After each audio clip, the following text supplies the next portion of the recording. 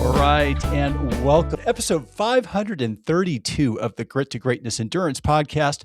We are your hosts, coaches Rich Soares, April Spildy, and Lauren Brown, and we are on a mission to help endurance athletes train smarter, race stronger, and build the grit it takes to achieve greatness. Coach April, are you ready to get gritty? I mean, I got my get gritty green on. How can I not be? It's Friday. We're having a party up in here. We got Kate, my good friend. I'm so stoked. Coach Lauren, you ready to get inspired? I absolutely am, and no pressure, but I'm like super excited to have a conversation with Kate and feel inspired, and always happy to spend my Friday nights with you guys. Welcome, Kate. We're glad you're here. I'm going to pitch to April here to lead you in, my friend. Yes, so today we are talking about something that matters deeply to me personally, but also to the future of endurance sports, true inclusion. And we couldn't ask for a better guest to lead this conversation with us than Kate Watt Kuo. She is the founder of the rapidly growing YouTube channel Everybody Try. Kate is an Athena triathlete, an advocate for representation, and a powerful storyteller who's helping athletes break free from perfectionism, comparison, and the idea that triathlon has to have a certain look. So through her work and her collaboration with Team Zoot, we're actually wearing Zoot gear tonight in honor of her. She is pushing the sport toward a more inclusive future where all athletes feel welcome. So whether you're new to triathlon, returning after a long break, or questioning where you fit in, this episode is for you. Kate, welcome to the show. We're so happy to have you. Thank you so much. I'm so happy to be here. And yeah, I'm excited to get into it. So before we jump into the conversation, we just have a couple of announcements that we'll cover. So now all of our upcoming events can be found on our event calendar page. Our next event is Saturday, March 14th, Velocity Live with Coach Rich, Paceline Power-Ups. Again, Velocity is live, so you can join for group rides every week with the Grit to Greatness coaches. So grab a free 2-week trial. It is $79 per month. Our Grit to Greatness Premium and Ambassadors do get 25% discount on Velocity. This platform allows you to develop shifting, cadence, smoother pedal strokes, and power control. We do have 3 live classes per week. So Saturdays at 8 a.m. Mountain Time, 90 minutes with Coach Rich, threshold endurance, pedal efficiency. Tuesdays at 6 a.m. Mountain Time. That is a 60-minute ride with me, Coach Lauren, which is triathlon focused. And then Thursdays at 6 a.m. Mountain Time, 60-minute ride with Coach April, mountain bike focused. So you can join now. The link will be in the show notes. You can get access to 3 live classes per week. Again, it's $79 per month. Grit to Greatness, ambassadors, premium athletes, chat with your coach so you can find out about the discounts. And hopefully we will see you guys there. Grab a trial and come ride with us. Come do some threshold, blah, blah, blah, you know? I was like, somewhere my tongue got tied in that. I don't know. Hey, I think that's awesome. I actually want to name the next workout that because that's what you might be doing at the end of it. That's how you'll feel. I got to tell you though, no, in all seriousness, I really do feel like some of the work that we're doing, like we're really focusing on cadence and smooth pedal stroke and holding power. It starts to translate into a smooth pedal stroke that you start to notice when you're out there riding on the road. So come join us. We're going to sharpen those skills up. And come join us on March 24th. We are hosting a free webinar. This is a really educational event. One of the most underrated performance makers in endurance racing, hydration and nutrition. You guys train, 6-7 days a week, 1 to 3-4 hours a day, depending on, what you got going on. That's a big volume of training. You might be doing that for months on end. Why do all of that work just to dork it on race day by not getting your hydration and nutrition right? We are going to take you through how to assess your hydration needs at different temperatures, intensities, in different modalities on the bike and the run. We're going to figure out and dial in your sodium concentration, how to know how to get tested, how to know how much sodium you're losing every hour when you're out there racing and training. And we're also going to help you figure out what your plan needs to be and how to figure out your nutrition needs and what nutrition, carbohydrate sources are going to work best for you, and how to, just put it all together on race day so you have a risk free from a nutrition perspective, at least as close to zero as we can get, take the guesswork out of nutrition. So join us. Can't wait to see you there. It'll be a link here in the show notes. Plus, you can also go to the events page on our website at grittogreatnessendurance.com. Now, the moment that you've all been waiting for, we are excited to do our feature interview with Kate Kuo. Kate is the founder of Everybody Try, a YouTube community built around celebrating athletes of all shapes, sizes, and abilities and journeys. As an Athena athlete and an outspoken advocate for representation in endurance sports, she encourages athletes to stop waiting for the perfect moment and instead take that brave first step. Today, we are going to dive into Kate's unexpected triathlon journey, why she created Everybody Try, her partnership with Team Zoot, how inclusive design and storytelling can change the sport, and what she wants every not sure I fit in athlete to hear today.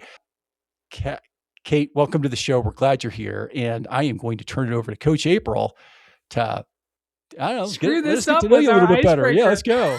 Yeah. When I worked with Kate on this a little bit, I sent her, hey, we do this icebreaker, 3 truths and a lie. Yeah, I totally botched that.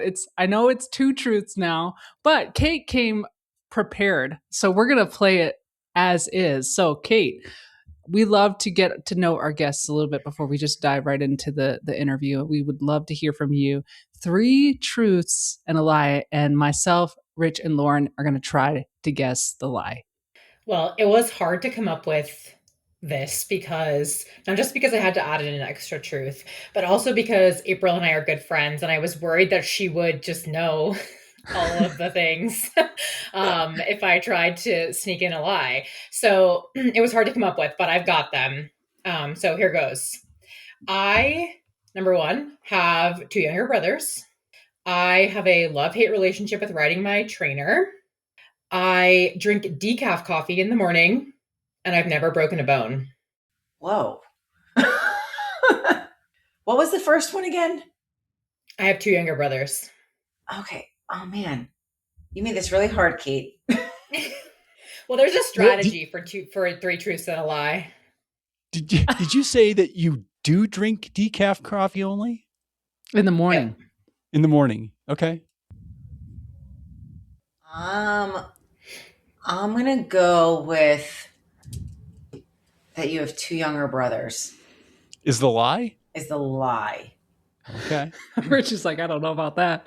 No way, man. Decaf. I don't know. I drink decaf in the morning. That is such a lie. There is no way. I know her coffee machine too. She's got some good stuff. She loves her coffee. She stinks it out. But I do remember after the Boulder Sunset try, I believe she had decaf. So I think that might be a truth here. Look at me. Poker face. Oh my gosh. I think the lie is I've never broken a bone. That's where I'm going. Kate? Okay. The lie is I have 2 younger brothers, because I actually have 3 younger brothers. So Lauren got it right. Lauren got it right. She did. I got it right. I was like, that seems like such a basic thing to say, so I'm going to go with that. It's funny because I chose that one because my youngest brother is 9 years younger than me. And so people kind of just always forget about him. Like they always think I have 2 brothers. So I thought that's a good lie. But I do drink decaf coffee in the morning, as offensive as that is, even with my fancy coffee machine. Yeah, caffeine really upsets my stomach, but I like coffee and I like the ritual of it and I like the taste. And you do get some caffeine with decaf. Yeah. So, yeah. How funny. I think I could drink it if it was with your fancy coffee machine. I think I could do it, but yeah. I'm not as There's cool something as you. nice about like rituals too, where it's just like the process of doing Yes. it. Yeah. Totally. Well, that was awesome, awesome. Kate. You got us. You got us. Lauren, ding, ding, ding. Way to go. Yeah, impressive. Woohoo! All right, well then I will kick us off. And we'll move into the fun stuff. I mean, that was actually fun. So the whole thing is going to be fun today, you guys. So stick around. All right, but on a serious note, Kate, for our listeners who are possibly meeting you for the first time, can you share a little bit about your journey and how triathlon first entered your life? Yes, absolutely.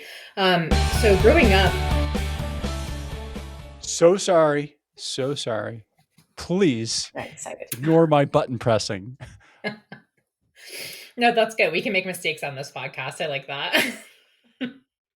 We are mistake heavy here. We love it.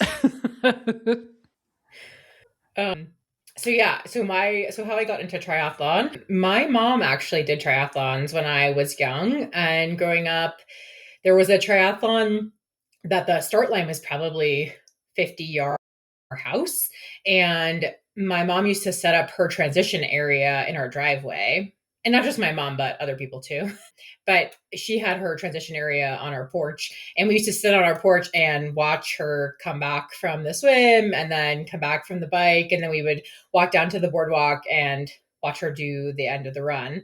And I think that was how I learned what triathlon was. And it was just a local FDNY triathlon that they would do every year.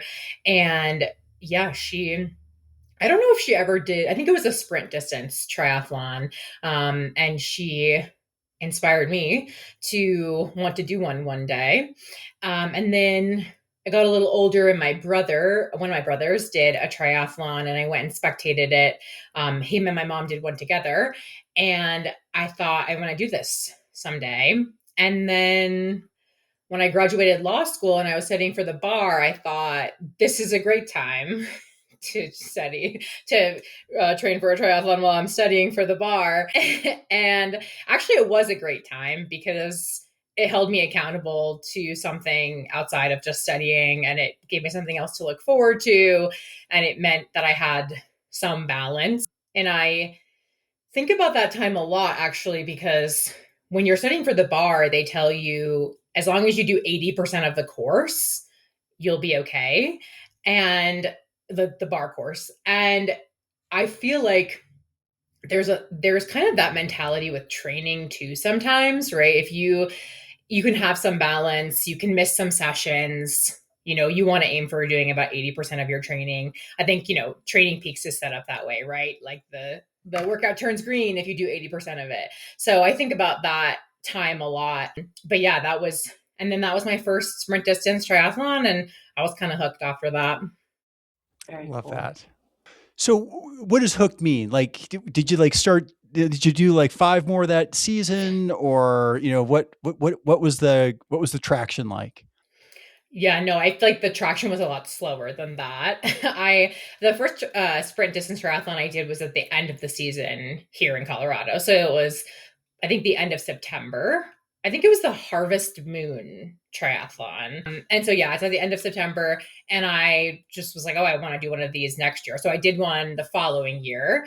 And then I think at the time, I think I sort of had a pipe dream that maybe I could do something longer distance, but that didn't quite feel real or tangible to me. It was hard to imagine that kind of training, or that level of training, I guess. And then COVID hit, and I kind of was, my husband, I met my now husband, and he introduced me to vlogs on YouTube.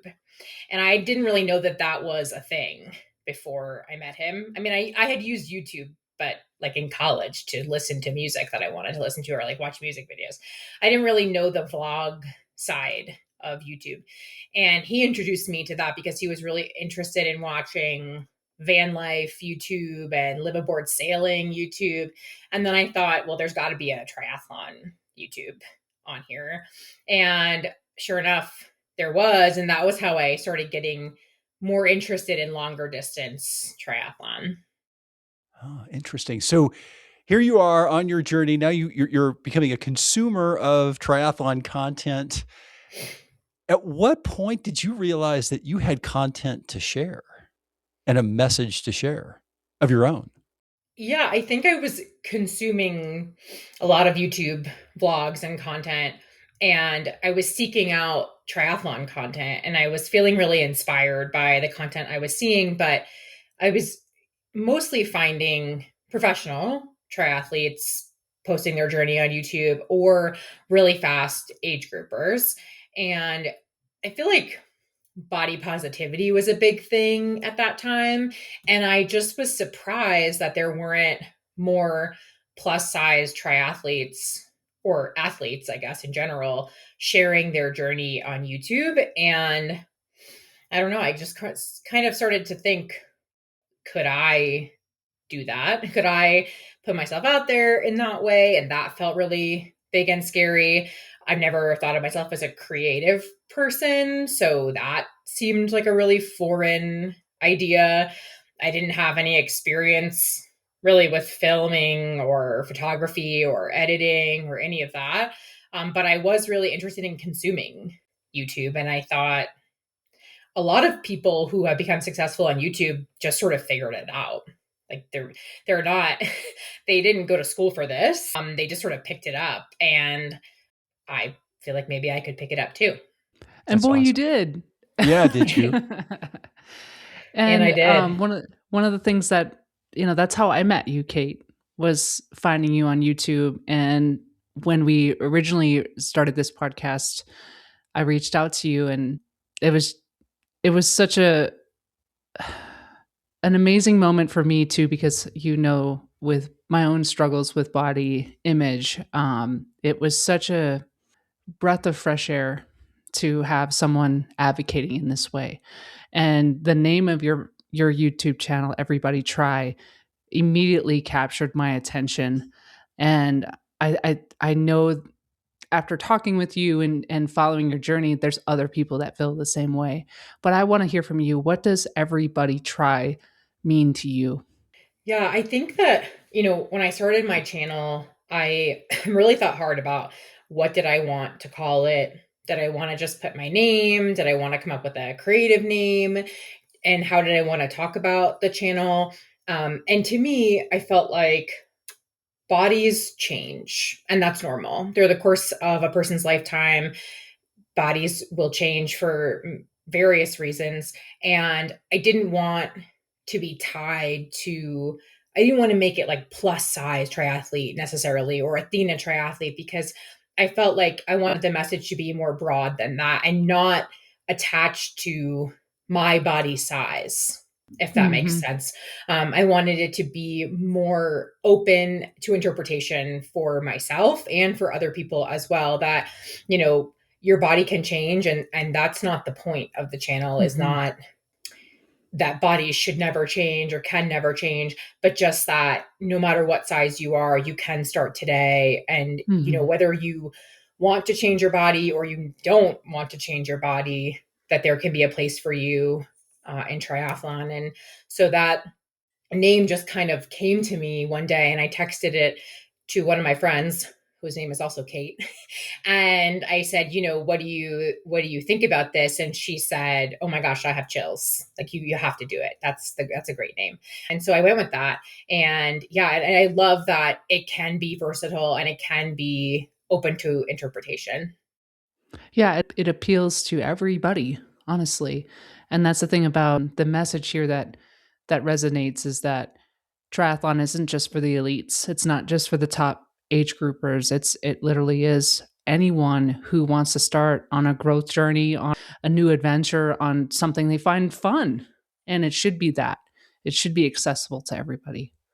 Absolutely. I love the message. And it's funny. So when I first started doing triathlon, I was like, my background before being in triathlon was more like the bodybuilding space. And I'm really short, so you can't tell on Zoom, but I'm 5 feet tall. And I used to joke around that there should be, aside from like the Athena category, there should be like a peanut category. So because I've got like short legs, short arms, so it's like a little bit harder for me to move. And I would sometimes feel out of place because I was like, when I first started, I was a little bit more muscular than I am now. And I felt like I did not, in my mind, I was like, I look nothing like a triathlete. I'm short and stocky and nothing like anybody here that's racing. So I love that you point out that it's not just if you're Athena or if you feel like you're not the right weight or whatever for a triathlon. It's like I speak to so many athletes who don't feel included because of beyond weight, but it could be because of gender or it could be because of race and all of these things that can impact feeling inclusive. So I just want to say like thank you for saying that and for doing what you're doing. And also like kind of going back to how you created this space, you created this platform.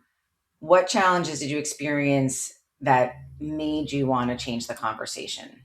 Yeah, I think that it's interesting because I feel like there definitely are challenges with inclusivity in triathlon, but also I really felt like a lot of the challenges were things I was feeling internally. And I feel like I said this to April before, but I had this epiphany, I have weighed more than I weigh now, and I have weighed less than I weigh now. But no matter what weight I have been showing up to a triathlon, I have always felt that sense of I don't look like a triathlete. And I've spoken to so many other people, especially women, who are of all different body shapes and sizes who feel that way, right? They just feel like I have a certain image in my mind of what a triathlete looks like, and I don't fit that mold. And I think it's really hard to show up, especially to your first race ever. And you don't know what to expect. And I felt like when I first showed up to my first race, that sprint distance triathlon, I was so all consumed by my fear around feeling like I wasn't going to fit in. And honestly, that was the thing I was most scared of showing up was not I didn't train enough or I don't feel prepared for this, but people are going to look at me and think that I don't belong here. And at the time, I was pretty straight sized, if we want to call it that. But I just still felt like I'm not super thin. I don't look super muscular and fit. And I think, especially in Colorado and especially in Boulder, people are really fit and they look really fit. And I think it's really intimidating to show up, especially there's just this, I don't know, popular culture concept of what a triathlete specifically looks like as someone who looks uber fit. And yeah, it was just so preoccupied. Like that was my biggest concern showing up to race day. And so I just felt like I wanted other people to know you don't have to be a certain size, whether your goal is to lose weight or not, whether you have no desire to ever lose weight, there is a place in triathlon for people at every size and ability and pace. And it doesn't have to be all about being fast and an elite athlete. So, Kate, in every interview, there's somebody who takes us off script. Guess who's that's going to be? It's going to be me. So, one of the things that troubles me is when we put labels on things. And I've always been troubled by the fact that there is a special category for Athena and for Clydesdale. They don't make there's some people that show up to races and like their fear is I'm poor. I don't have the equipment that, I can't afford the equipment that the fancy people can afford. They don't have a special category, the poor kids. Does that label trouble you at all? And have you guys ever looked at the definition of Athena? That's where I was going to take my answer in this. It's powerful. Yeah, please. Yeah. Getting controversial. No, I wouldn't say that it troubles me. I feel like it, I think it's a recognition that it takes more energy to move more mass, right? That's what people say about those categories. And I think there's not a agreed upon stance, I would say, within the Athena and Clydesdale communities about the sort of controversy that you're referencing, which is the weight limits to, or the weight thresholds for those categories. Because I think for the women, it's 165 pounds. And for the men, I think it's 220 pounds. I think that there are people on one side who say those, those thresholds make sense. And, Athena and Clydesdale are not the quote unquote fat categories. They're just this recognition that it takes more energy to move more mass. And, I don't know how those numbers came to be. I feel like I've kind of tried to look into it. I don't feel like I've found a good answer to that. But to me, I do think it's a little odd because 165, for a woman, especially if the woman is tall, that's a very low number to me. And I think that, all is fair in terms of if you qualify, you qualify. So in terms of like someone racing, I think sometimes there gets to be controversy. People will say like, oh, there's like what looks like a straight size woman, like podiuming in this category. But I think, hey, like the rules are the rules. And if you qualify to race in that category and you want to race in that category, then I think that's fair. But I do think that the numbers are interesting to me, I guess, is what I would say. And so I think what I like about the Athena category, and I can speak to Athena more than Clydesdale because I'm part of that community, is that I do think there's a community aspect. And I do think that it's sort of like, in a sense, what I'm trying to do with Everybody Try at races, right? I mean, the first race that I showed up to, I slotted myself in the Athena category, I believe.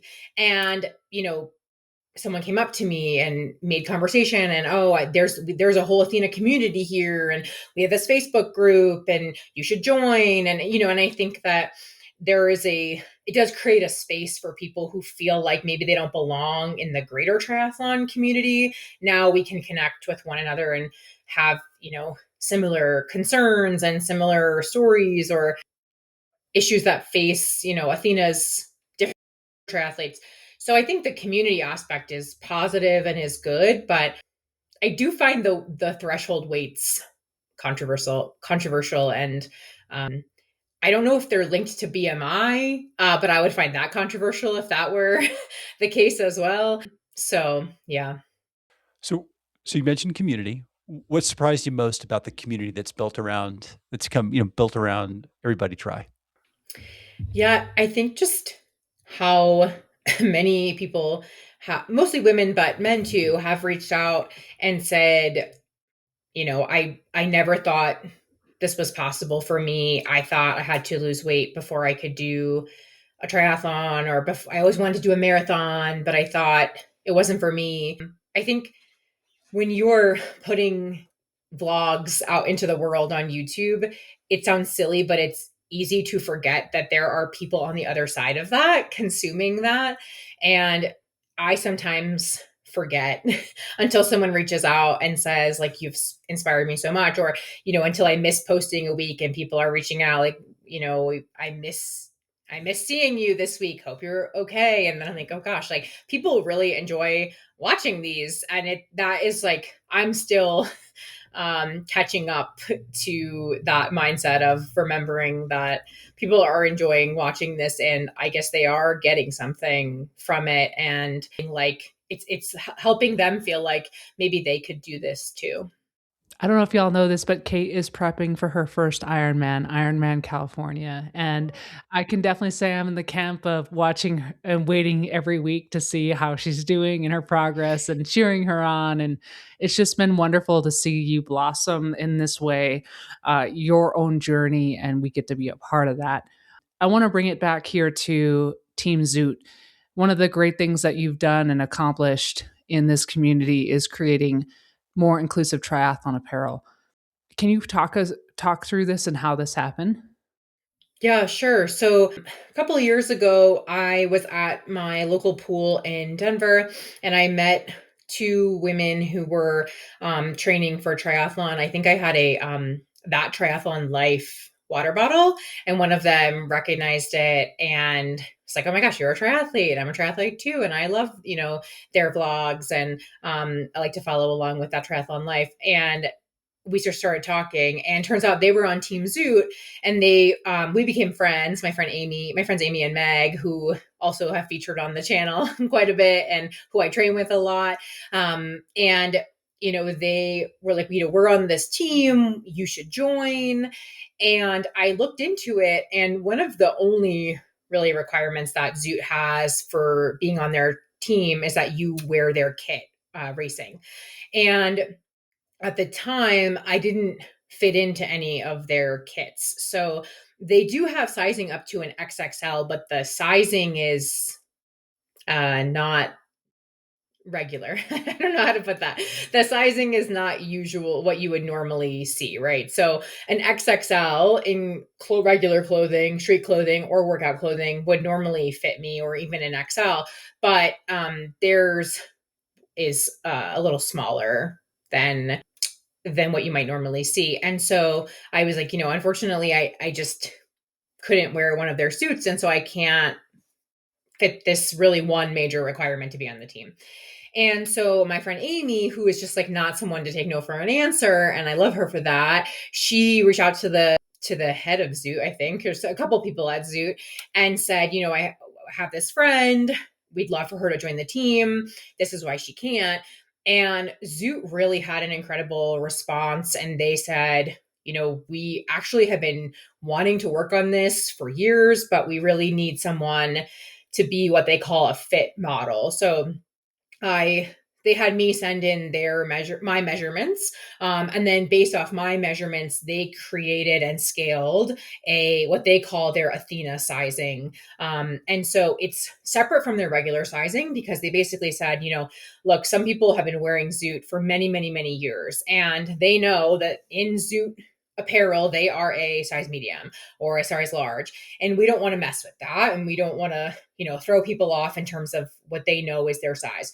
And so instead, they created this sort of like Athena sizing line, similar to what Blue 70 did with their wetsuits, where they created an Athena wetsuit. And so yeah, they created this. I'm the Athena medium. This based off my measurements, or what my measurements were a couple of years ago. And then they scaled up and down for an Athena small and an Athena large. And they started offering it just in the team suit for the first year. And then that, went well. And then they expanded that. And now they offer it in some of their kits that they sell to the public. And then just this past year, they've expanded that to running shorts, and there's a running top and a tank that are offered in the Athena sizing as well. So I help model those suits. So whenever they offer a suit in the Athena sizing, we do a photo shoot. Amy takes the photos, and we do a little photo shoot and then send them the photos. And those are the photos that they use on their website to advertise the Athena sizing kits.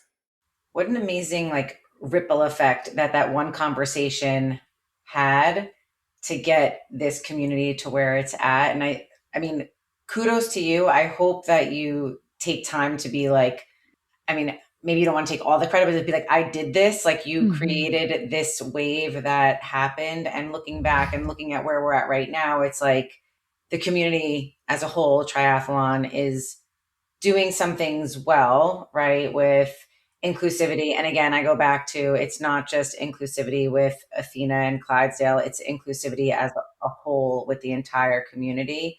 So if you're from your perspective, what are things that we're doing well, but even more so, where do you see opportunity for work to still be done in that regard? Yeah, I mean, and I think, in terms of the sizing or the apparel, I guess, side of things, I do think, other teams and other brands are starting to offer sizing, bigger sizing and different sizing. And I think that's all really positive. I think that's all really important. I think in terms of where we could be better, I definitely think that triathlon, and especially when we're talking about Ironman branded triathlon and people who compete in half and full distance Ironman, there is definitely, I think, a sense of being like everything being really hardcore. And and like it has to be your whole life kind of. And I follow this other creator. She thinks she's mostly on Instagram. I think her handle is Elise. Her first name is Elise.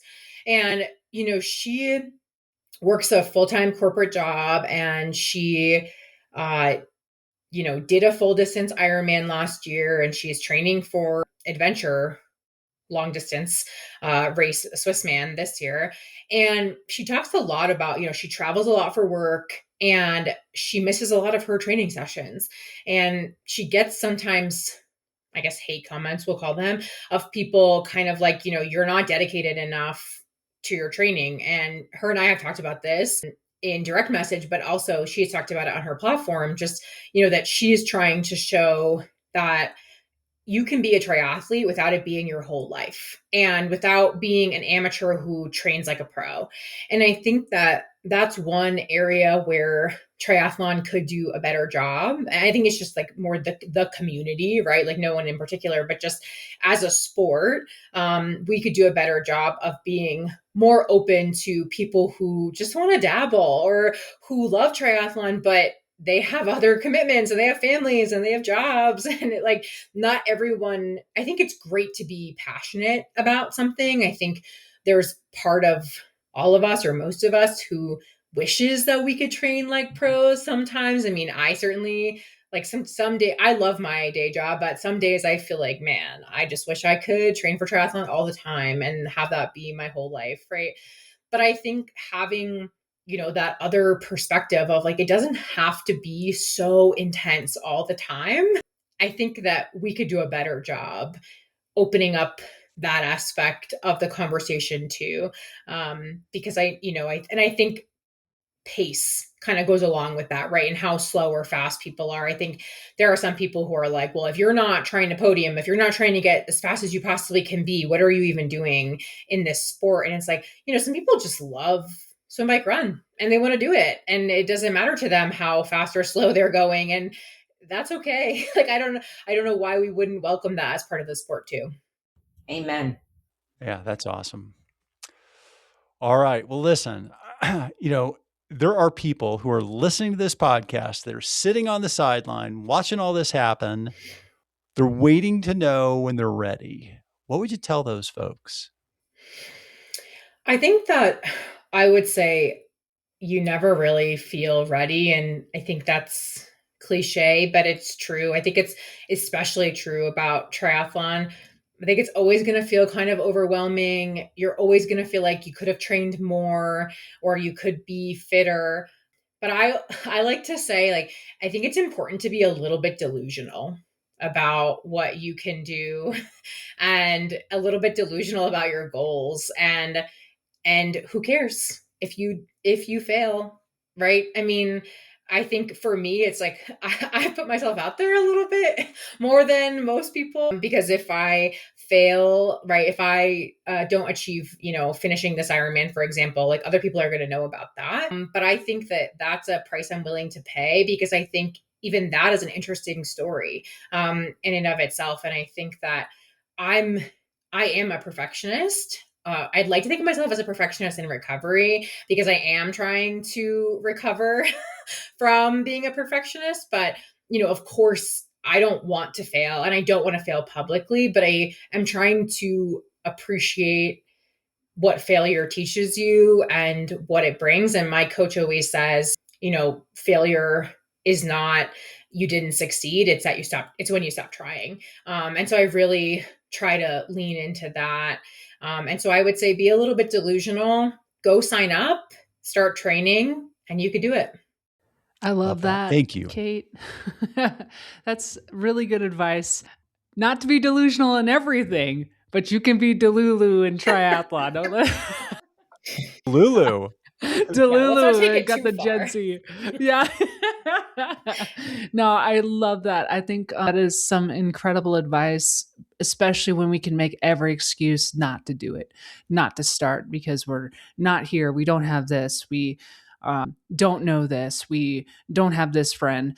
I think just taking the plunge, literally and metaphorically here, is so important for our audience to hear, because there might be someone that's just been sitting on the fence for a while, and this prompted them to start.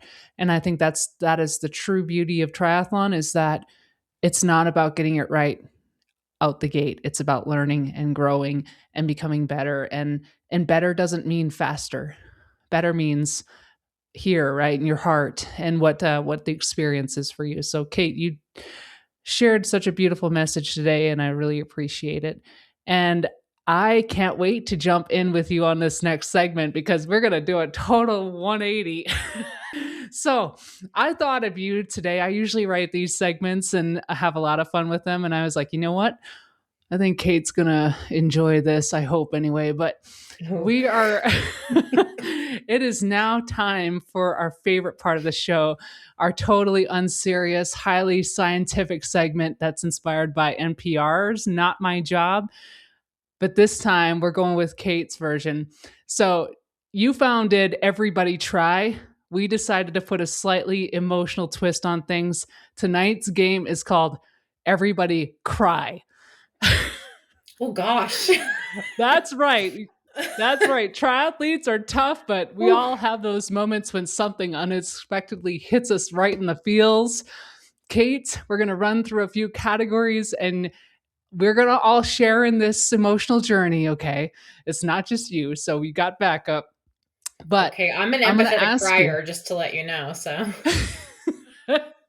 That's perfect. So you just have to tell us what has made you cry in each one. So I'm going to give a category, and then you tell us what's made you cry. So there's no judgment. This is a safe space. Although depending on your answers, we may judge you just a tiny bit. Is everybody ready? Ready. Ready as I can be. Yes. Here we go. Question number 1. What movie has made you cry the hardest? I feel like, not to be cliche, but The Notebook gets me every time. Oh, that was a good one. Good one. Mine is Steel Magnolias. Oh, yes. Another good one. Absolutely. Blasted me. I could not. I had to take days to recover from that one. Mine is the Family Stone. Oh, that's a good one too, Lauren. Oh, I've seen that one. I haven't. I got to watch Steel watch Magnolias. Dang it, you got to watch it. Mine's Ghost. Oh my God, these are 4 really great ones. That's such a good one too. I love it. I love it. Okay. What song instantly hits you in the emotions every time you hear it? My husband and I always say that our song that reminds us of our wedding and honeymoon is The Otter by Camp. And he always puts that on whenever I'm having a bad day. It makes me feel better. So kind of like a better emotional spin. I'm not crying, but I'm happier after I hear it. That's beautiful. I struggled on this one. I was like, I don't know. What the heck is Sarah McLachlan's song when there's animal rescues? Oh, yeah. The Arms of an Angel. Angel. Oh, yeah, that's a good one. I didn't see that coming. Rich? Mine is Heart of the Matter by Don Henley. Ooh. Rich, I don't think I know that one. I'm going to play it. There you go. I'm going to play it. That's a good one. The other one I was thinking of is, I don't know if this is more of an East Coast thing, but growing up, there was always a song around Christmas time about a little boy who like comes into a store to buy shoes for his dying Christmas mother. shoes. Yes. Such a sad song. So That's sad. terrible. Yeah, terribly sad. And there's like children singing shoes. in the background. Yeah. Oh God, it's so sad. Oh, it hurts. Yeah. That sounds like torture. Yeah, it's awful. Oh my gosh. Okay. What food has made you cry, either because it was unbelievably good or it was painfully spicy? Well, really choose to eat a lot of spicy food because I don't have a high spicy tolerance. But April took me to a really amazing Italian restaurant a couple weeks ago, and I have really high standards for Italian food because I'm from New York City originally. So yeah, that one made me feel emotional. Oh, my heart. I'm glad I could share that with you, Kate, and you approved. That's big. So I first was like, well, cookies make me cry because I always get cookies at the end of a race because that's like I get burgers and cookies. But I was in Philly once and at a place that had really hot wings, and there were wings called face sweaters. And I at first, for some reason, when I was reading it, I was thinking of like sweatshirts, like sweaters for your. I'm like, and then I was like, oh, face sweaters, got it.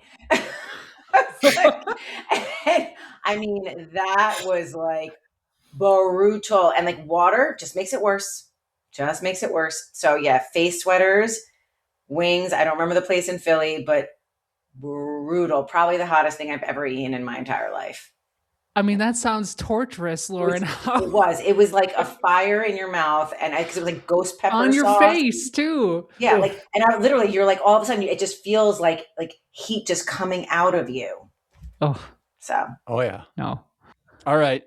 So who has done like the first experience with the spicy Chinese mustard or the wasabi sauce, right? Never. That was me, like age 12 in Chinatown, authentic Chinese restaurant, took that egg roll and just dunked that sucker, popped it in my mouth. And I just think, I don't know what happened. I think I passed out. It was pretty bad.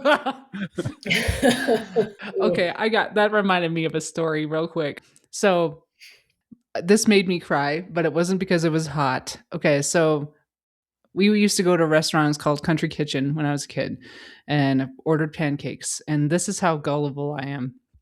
Okay, the pancakes came out, had this amazing dollop. I thought it was ice cream because it was so like beautiful, this beautiful dollop. No, it was straight butter. Put this whole dollop of butter in my mouth and swallowed it. And I was like, that made me cry as a kid. Yes. Never again. It's awesome. Okay, I got two more here. What book made you emotional enough that you had to put it down for a moment? I feel like I try not to read a lot of heavily emotional books because like reading is my emotional escape. enough. Yeah. But when I was younger, I really, really liked the Anne of Green Gables books. And they get a little emotional at times. Also, what was that book series? A Series of Unfortunate Events? Oh yeah. That got dark sometimes, yeah. The Hunger Games for me. good one. I read maybe last year or 2 years ago. It was a book called The Measure. And it's basically about that everyone receives these strings, and depending on the length of the string, that's how long you have left in your life.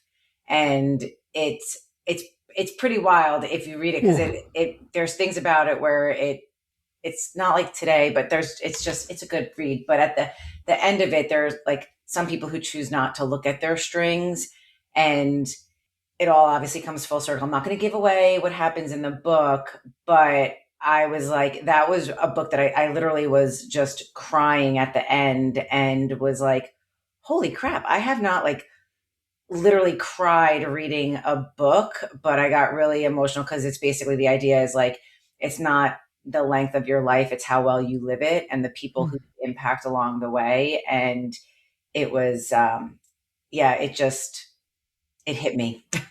I read a book very similar to that last year, I think, called The Midnight Library. And it's a somewhat similar concept where the main character gets to like see how different versions of her life would have played out based on different choices that she made. And kind of similar, like the lesson is that, it's not about necessarily like whether you do this with your life or you do that, but like sort of the meaningful relationships and things like that. And it was a really impactful book. Yeah. Yeah, you like those books that make you grow and kind of move you, make you a little uncomfortable, But the one that made me cry, and it's so funny. I'm like trying to think, like, what book have I read that make me cry? Because I read all these triathlon books and leadership books, and like they don't make me cry. They make me. Charlotte's Web. I went right back to like That's a good one. grade school, and I remember bawling reading Charlotte's Web when Charlotte died at the end. I'm like, oh, Wilbur is like, Spoiler like alert. crying. Oh yeah. Oh, that's a classic. That's a good one, Rich. Yeah. All right, last question. What place in the world has moved you to tears? Maybe it's a race finish line, a beautiful landscape, or somewhere deeply meaningful to you. I love the Pacific Northwest. I'm a big, I grew up on the ocean and now I live in Colorado, so I love the mountains, but I really love where ocean meets mountains. So yeah, definitely like the San Juan Islands is a place that, would move me to tears if I were to cry over that kind of thing. I had a stupid answer because at first I was like, non-wetsuit legal swims. Pretty good. That's a good answer. That's good. That's a good one. But I have cried at 2 of my 70.3 finish lines. So my first one, my friend who I didn't realize was there the entire time, I didn't realize until I was on the red carpet. And when I saw her, I just started like hysterically crying and then like hugging everyone. And then in Marbella, Coach K was the first person that I saw when I crossed the finish line. And I was like, I didn't think I was going to cry, because at first I was like, hell yeah. That was really freaking hard. But then I saw him and I was like, gosh knows what. But yeah, but non-wetsuit legal swim starts, I'll go with that. I'll take inspiration from Lauren, and I will say starting the second loop of the Boulder Ironman 70.3 course, going out there on that trail in the hot heat, no shade. Let's go. I don't need to hear this because that's my next race. There you go. Yeah, there's like three trees that give you shade on that whole course. Oh, it's rough. Gosh. You get to see them twice. There you go. Something to look We'll forward be out there to. cheering for you. We'll be out there cheering We for you. will. We definitely will be out there, Kate. The place that makes me tear up is definitely any place in Alaska, really. But Valdez and Homer are the two that come to mind. And of course, Juneau, when I crossed my first Ironman finish line, that was amazing, unforgettable. I thank you all for this fun segment and going there with me on Everybody Cry. We learned that even triathletes who swim, bike, and run through pain can still get emotional over a movie, a song, a really spicy egg roll. So, Kate, thank you so much for playing along and giving us a glimpse into your softer side. Kate, I wanted to ask you, how can people find you? Yeah, so I am most active on YouTube, and that is, the handle is Everybody Try, TRI.